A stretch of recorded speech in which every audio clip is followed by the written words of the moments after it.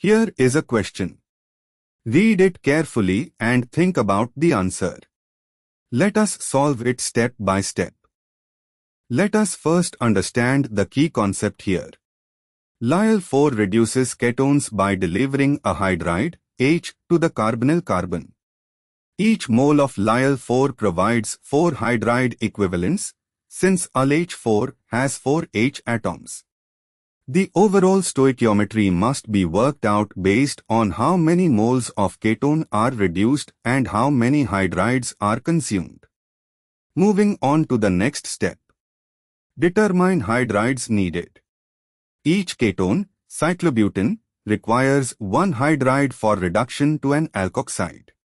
With 4 moles of cyclobutane, we need 4 hydrides total. Moving on to the next step. Determine moles of LiAlH4 needed. Each mole of LiAlH4 provides 4 hydride equivalents. Therefore, 4 ketones require 4 H ions, which comes from 4 divided by 4 equals 1 mole of LiAlH4.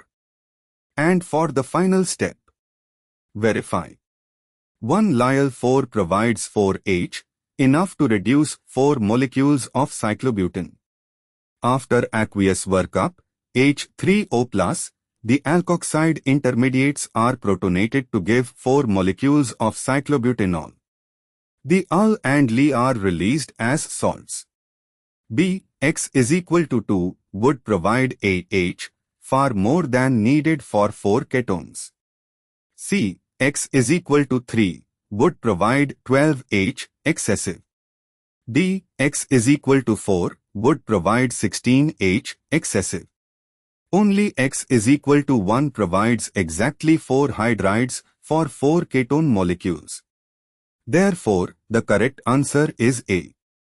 Therefore, the correct answer is option A.